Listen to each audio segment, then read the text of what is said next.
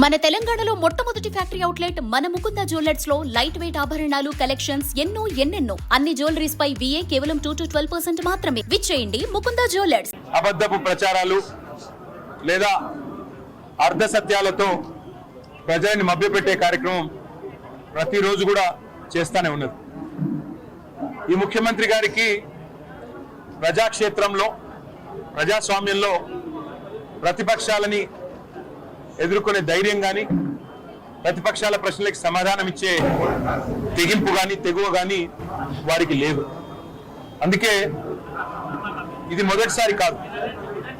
గతంలో ఇట్లాగే ఒకరోజు చాలా గంభీరంగా సవాల్ చేశారు ముఖ్యమంత్రి గారు. మీరు ప్రెస్ క్లబ్కి రండి, తేల్చుకుందాం, ఎవరు రైతులకు ఏం చేశారో తేల్చుకుందాం రండి అని ఇదివరకు సవాల్ చేశారు. ఆ రోజు మేమందరం కూడా మరి గౌరవ ముఖ్యమంత్రి గారు పిలిచారు కదా, మేము కూడా పూర్తి వివరాలతో 10 ఏళ్లలో మేమేం చేశాము, మరి 2 ఏళ్లలో మీరేం చేస్తున్నారు రైతులకి చెప్తామని చెప్పి మేమందరం కూడా ముఖ్యమంత్రి గారి సవాల్ని స్వీకరించి ప్రెస్ క్లబ్ పోయాం. ఆ రోజు ముఖ్యమంత్రి గారు ముఖం చాటేసినారు, పారిపోయారు. ఇవాళ మరి వారి ఏమైందో మళ్ళీ తెలియదు కానీ అప్పుల విషయంలో ఈ రాష్ట్ర ప్రభుత్వం మరి ఎన్ని అప్పులు వారికి బీఆర్ఎస్ ప్రభుత్వం నుండి వచ్చినాయి, వారు ఎంత చేసినారు, ఇవన్నీ చర్చిద్దాం, దమ్ముంటే రండి అంటూ మళ్ళీ ఒకసారి పేరు తీసుకొని ముఖ్యమంత్రి గారు నిన్నగాక మొన్న సవాల్ చేశారు. సవాల్ చేస్తే సరే ముఖ్యమంత్రి గారు మేము సిద్ధంగా ఉన్నాం, మీరు ఎక్కడికి రమ్మంటారో చెప్పండి, అసెంబ్లీకి రమ్మంటారా, సెక్రటేరియట్కి రమ్మంటారా, లేదా మీ రాహుల్ గాంధీ గారు 2 లక్షల ఉద్యోగాలు ఇస్తానని చెప్పిన అశోక్ నగర్ చౌరస్తాకి రమ్మంటారా, లేదా మీరు వరంగల్లో రైతు డిక్లరేషన్ పేరిట ఇచ్చిన 34 హామీలు ఇచ్చిన వరంగల్కి రమ్మంటారా, ఎక్కడికి రమ్మంటారో చెప్పండి అంటే ముఖ్యమంత్రి గారు సవాల్ విసిరిన ముఖ్యమంత్రి గారేమో తోకముడిచి పారిపోయారు. ఆయన వైపు నుంచి స్పందన లేదు. మధ్యలో సందట్లో సడేమియా అని మరి మా జూపల్లి కృష్ణారావు గారు మంత్రి గారు ఆయన దూరాడు. ఆయన దూరి నేను వస్తున్నా రేపు పొద్దున 11 గంటలకి తెలంగాణ భవన్కే వస్తున్నా, మీ ఇంటికే వస్తున్నా, మీ ఆఫీస్కే వస్తున్నా అని చాలా పెద్ద ప్రకటనలు ఈయన చేసినట్టుగా పత్రికల్లో చూసా. మేమందరం కూడా ఉదయం 10 గంటలకే వచ్చి కూర్చున్నాం. జూపల్లి గారు వస్తే శాలువా కప్పి స్వాగతం పలికి ఆ తర్వాత పత్రికల సమక్షంలో మాట్లాడదాం జూపల్లి గారితో, అన్ని విషయాలు రాష్ట్ర ప్రజలు కూడా చూస్తారు. గౌరవ మంత్రి గారు మరి ముఖ్యమంత్రి గారు పంపితేనే వస్తున్నాడని మేము అనుకున్నాం. మరి ఆయన రాలేదు, ముఖం చాటేసినాడు. ఇప్పుడు ఎక్కడో కూర్చుని మళ్ళీ సేమ్ డైలాగులు, మళ్ళీ చేతగానోడికి మాటలు ఎక్కువ అని, సవాలు స్వీకరించే సత్తా లేదు, ఇచ్చిన మాట నిలబెట్టుకునే తెలివి లేదు, మళ్ళీ ఎక్కడో కూర్చుని పనికి మాలిన డైలాగులు కొడతా ఉన్నారు.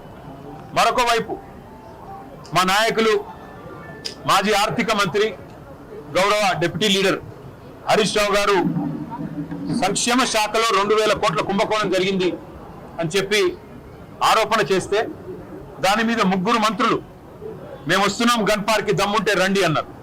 హరీష్ రావు గారు బయలుదేరితే మరి వాళ్ళే పోలీసు వాళ్ళకి ఫోన్ చేసి మరి భయపడ్డారేమో. ఎక్కడ హరీష్ రావు గారు, మా నాయకులు మా శ్రీనివాస్ గౌడ్ గారు, మా RS ప్రవీణ్ కుమార్ గారు ఎక్కడ మళ్ళీ వచ్చి వాస్తవాలు చెప్తే ప్రజల ముందు పరువు పోతుందని ఇక్కడ మా తెలంగాణ భవన్ లో బయలుదేరిన మరుక్షణంలోనే పోలీసుల చేత అరెస్ట్ చేయించి ఇప్పుడు కంచన్బాగ్ పోలీస్ స్టేషన్ కి తీసుకొని పోతా ఉన్నారంట. నేను రాష్ట్ర మంత్రులను అడుగుతా ఉన్నా. ఒక మంత్రి ఏమో తెలంగాణ భవన్ కు వస్తా అంటాడు, పారిపోతాడు. 3 మంత్రులేమో రండి గన్ పార్క్ అంటారు. మా వాళ్ళు గన్ పార్క్ బయలుదేరితే మా నాయకులు మీరు మమ్మల్ని అరెస్ట్ చేయిస్తారు. ఇంత భయం ఎందుకు? చేతనైతే అసెంబ్లీ పెట్టండి, కావాలంటే ఒకరోజు అసెంబ్లీ ప్రత్యేక సమావేశం పెట్టండి, పెట్టి అప్పులేదు. ఎందుకంటే అక్కడన్నా కనీసం మీకు స్పీకర్ గారు మీకు రక్షణగా ఉంటారు. మాకు ఎట్లాగో మైక్ ఇవ్వకుండా మీకే మైక్ ఇచ్చి 1కి 10 సార్లు ఎట్లాగో మీకు బయట మాతో బహిరంగ వేదికల మీద కానీ బహిరంగంగా మీడియా ముందు కానీ చర్చించే దమ్ము ఈ ప్రభుత్వానికి లేదు, ముఖ్యమంత్రికి లేదు, మంత్రులకు లేదు. పిరికి పందలు, చేతగాని దద్దమ్మలు అనే మాట తేలిపోయింది. కాబట్టి ఈ చేతగాని వాళ్ళు సవాళ్ళు ఎందుకు వేయాలా, సవాళ్ళు ఎందుకు విసిరాలా, ఎందుకు మాట్లాడాలా గొంతులు పెంచుకుని?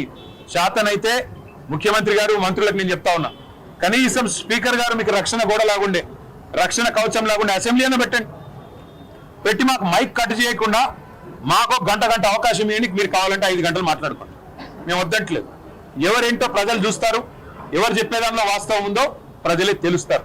అంతేగాని ఈ చేతగాని డైలాగులు, మళ్ళీ చేతగాని సవాళ్లు విసిరి పారిపోవడం దీనివల్ల ప్రజాక్షేత్రంలో మీ డొల్లతనం, ప్రజాక్షేత్రంలో మీ అసమర్థత, మీ అవినీతి మళ్ళొకసారి మీది మీరే చెప్పుకున్నట్టు అయిందని చెప్పి కూడా తెలియజేస్తూ, ఇవాళ చాలా మంది పిల్లలు, దాదాపు ఒక 100 మంది పిల్లలు అందరూ కూడా పోలీస్ కానిస్టేబుల్ ఉద్యోగాల కోసం ప్రిపేర్ అవుతున్న పిల్లలు, గ్రామీణ ప్రాంతాల నుంచి, జిల్లాల నుంచి ఇక్కడికి వచ్చి దిల్సుఖ్ నగర్ లో మరి వాళ్ళ తల్లిదండ్రి కష్టపడి నెలకొక 4-5 వేల రూపాయలు పంపిస్తే అందులో అవస్థలు పడుతూ పీజీ అకామిడేషన్లలో ఉంటూ, వర్కింగ్ విమెన్స్ హాస్టళ్లలో ఉంటూ, చుట్టాల ఇళ్లలో ఉంటూ అవస్థలు పడుతూ ప్రిపేర్ అవుతున్న పిల్లలు ఇవాళ తెలంగాణ భవన్కి వచ్చారు.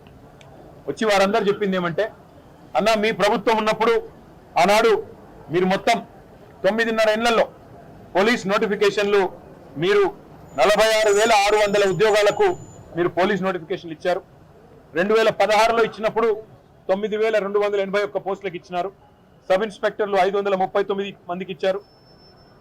అట్లాగే 2018లో మళ్ళొక నోటిఫికేషన్లో 18,428 మందికి నోటిఫికేషన్లు ఇచ్చారు. దాంతో పాటు సబ్ ఇన్స్పెక్టర్లు 1,271 పోస్టులు ఇచ్చారు. మళ్ళీ 2022లో కూడా మీరు 16,614 ఉద్యోగాలకు నోటిఫికేషన్ ఇచ్చారు. సబ్ ఇన్స్పెక్టర్లు కూడా 554 మందికి ఇచ్చారు. అదే రేవంత్ రెడ్డి గారి ప్రభుత్వం మరి స్పష్టంగా వాళ్ళే చెప్పారు, నోటిఫికేషన్లు ఇంకా ఎన్ని ఖాళీలు ఉన్నాయి అంటే 17,000 ఖాళీలు ఉన్నాయి అని చెప్పి వారే స్పష్టంగా లిఖితపూర్వకంగా ఆర్టీఐలో తీసుకుంటే సమాచారం కూడా ఇచ్చారు. కానీ మరి పోస్టులు పిలిచే కాడికి వచ్చేసరికి మాత్రం ఇవాళ కేవలం 5,000 ఉద్యోగాలు పిలుస్తామంటున్నారు. మేమందరం ప్రిపేర్ అవుతున్నాం, ఏజ్ రిలాక్సేషన్ కోసం ఎదురు చూస్తున్నాం. రేవంత్ రెడ్డి గారే 32 కాదు 34 ఏళ్ళు అని చెప్పి మినహాయింపిస్తాను మాట ఇచ్చారు. ఇది ఆయన ట్విట్టర్లోనే రేవంత్ రెడ్డి గారు పెట్టింది.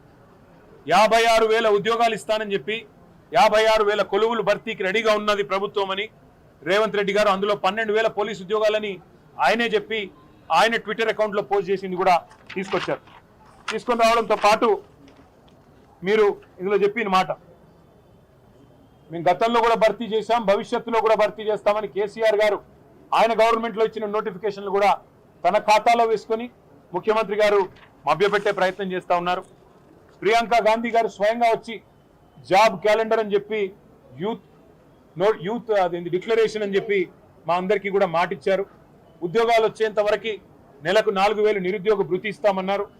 ఏది జరగలేదన్నా కనీసం మాకు ఉద్యోగాలన్నా రావాలి అంటే 20,000 ఉద్యోగాలకు నోటిఫికేషన్లు ఇచ్చే విధంగా మీరు ప్రభుత్వాన్ని డిమాండ్ చేయండి అంటూ పిల్లలందరూ కూడా వచ్చి మరి వారు కలిశారు. వారందరు చుట్టూ తిరిగారు. ఎమ్మెల్యేలు, డిప్యూటీ సీఎం, ఇగో డీజీపీని కూడా కలిశారు.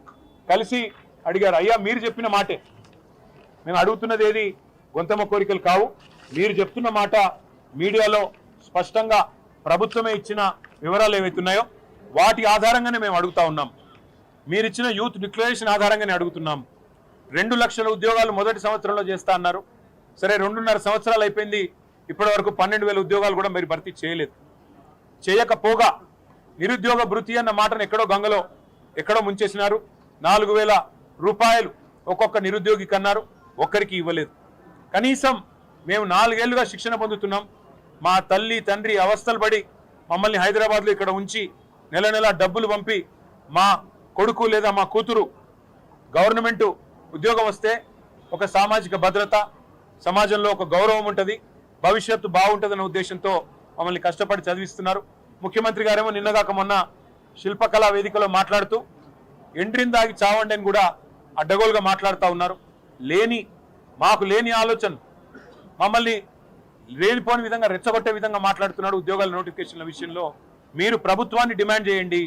20,000 ఉద్యోగాలు కానిస్టేబుల్ ఉద్యోగాల భర్తీకి ప్రభుత్వం వెంటనే చర్యలు తీసుకునే విధంగా మీరు మా తరపున పత్రికలతో మాట్లాడండి, పత్రికా ముఖంగా మీరు ప్రభుత్వానికి విజ్ఞప్తి చేయండి, ఉత్తరం రాయండి, అన్ని ఖాళీలు అన్ని వివరాలతో వారికి విజ్ఞప్తి చేయండి, అసెంబ్లీలో కూడా ప్రశ్నించండి అంటూ వాళ్ళందరూ కూడా ఇవాళ మమ్మల్ని కలవడానికి వచ్చారు. వారికి నేను చెప్పింది ఒకటే, కేసీఆర్ గారి ప్రభుత్వం 9.5 సంవత్సరాల్లో 95% మనం స్థానికులకే ఉద్యోగ అవకాశాలు కల్పించే విధంగా భారతదేశంలోని 28 రాష్ట్రాల్లో ఏ రాష్ట్రంలో లేని విధంగా విద్యలో ఉపాధి అవకాశాల్లో ప్రభుత్వ కొలువుల్లో 95% స్థానికులకే రిజర్వేషన్ కల్పించిన ఒకే ఒక్క ప్రభుత్వం కేసీఆర్ గారి ప్రభుత్వం. అట్లాగే 2,32,000 ఉద్యోగాలు. మధ్యలో 2 ఏళ్ళు కరోనా వచ్చిన సంవత్సరంన్నర ఈ కొత్త జోనల్ వ్యవస్థ తేవడానికి 95% రిజర్వేషన్లు తేవడానికి ఇబ్బంది కలిగిన ఉన్న మిగతా 6 ఏళ్ల కాలంలో మరి 2,32,000 ఉద్యోగాల భర్తీకి నోటిఫికేషన్లు ఇచ్చింది కేసీఆర్ గారి ప్రభుత్వం. అందులో 1,60,000 ఉద్యోగాలు భర్తీ చేసింది కేసీఆర్ ప్రభుత్వం. దాదాపు 46,000 పైచీలకు పోలీసు ఉద్యోగాలు భర్తీ చేసింది కేసీఆర్ ప్రభుత్వం. మరి మీ కోరిక మేరకు వారిని రాష్ట్ర ప్రభుత్వాన్ని కూడా మేము తప్పకుండా అడుగుతాం. అడిగి మరి వారు దిగి వచ్చేదాకా మీతో మేము కూడా ఉంటాం.